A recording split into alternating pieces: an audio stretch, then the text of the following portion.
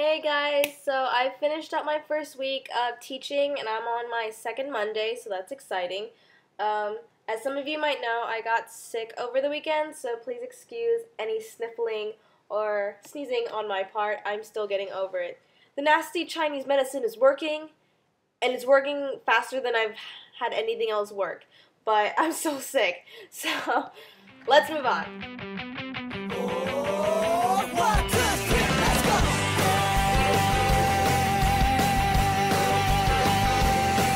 For those of you who don't know, I'm teaching at Sorea Elementary School. This is my school.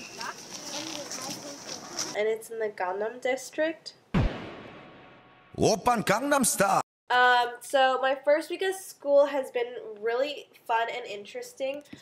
You probably can't see this because it'll be backwards because I'm on my MacBook.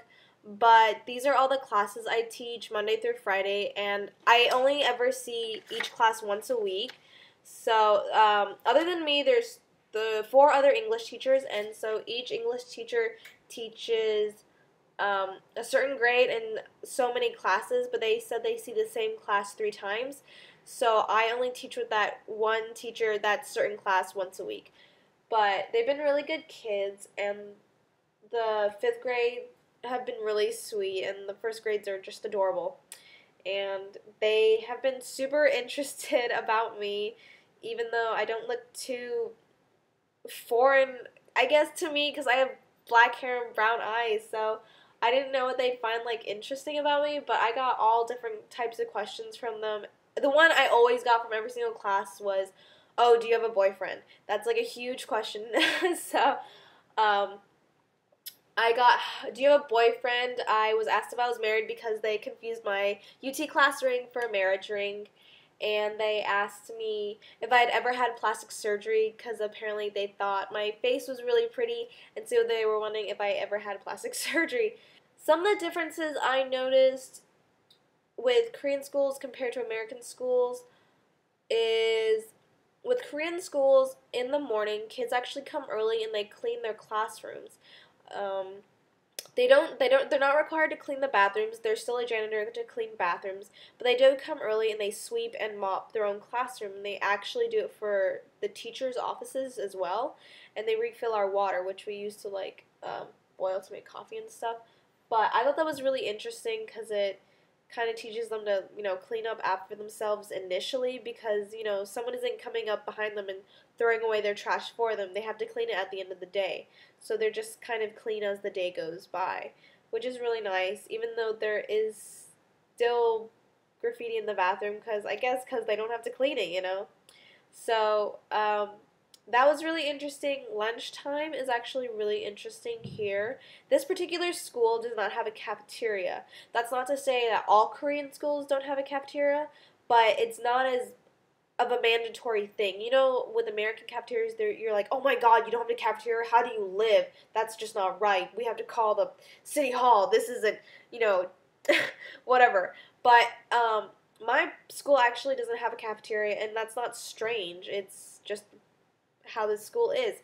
So during lunchtime, the lunch women will have like a big wheeled cart, and they'll put like the main dishes on top and the side dishes on the bottom, and the table actually folds out. So 3rd, 4th, 5th, and 6th, I think, is responsible, because they'll put it outside the classroom, so those grades are responsible for taking it in, wheeling it in, and setting up the food, and then the class will line up and take their food.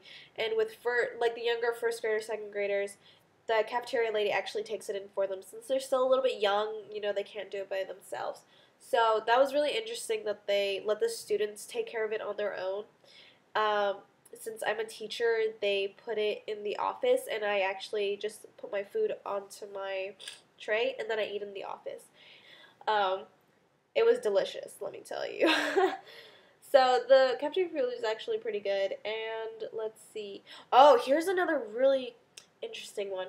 Well, it's not interesting to me because it's normal here, but for American people it'd be interesting.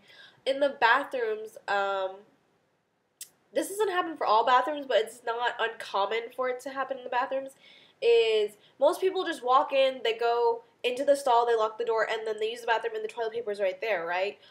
No. That's not how it is. So, before you go into the stall, like, the doors are lined up here. There's a toilet paper roll hanger thing outside. So you have to take the toilet paper you need and then go inside the stall. So you have to, like, guesstimate really accurately how much you need. And it kind of freaks you out mentally because you're like, oh, I don't know, crud, I don't know if, like, I need more than this or if this is okay. Like, you don't know. So it's like a mental, mind game, you know. Will I be safe with this amount? So that's a really different one that I still have problems with because it freaks me out. But that's all that has to do with me for my first week. So hopefully I'll update you guys later on something new. But I really miss everyone. I hope everyone else is doing good with their beginning of school, even though you're learning and not teaching. But I hope everyone's doing well back home and studying hard for all your schools. Get lots of A's, guys. I really do miss all of you. Sometimes I walk around in Korea and I see something and I think, oh my god, so-and-so would think this is so funny, or so-and-so would totally want to check out this bar right here. You know, so, like, I do miss you guys, and then whenever I think that, I'm like, oh, they're probably on 6th Street without me. But I do miss you guys, and I hope you guys are doing well. Study hard this year and get lots of A's, okay? Fighting! See you guys.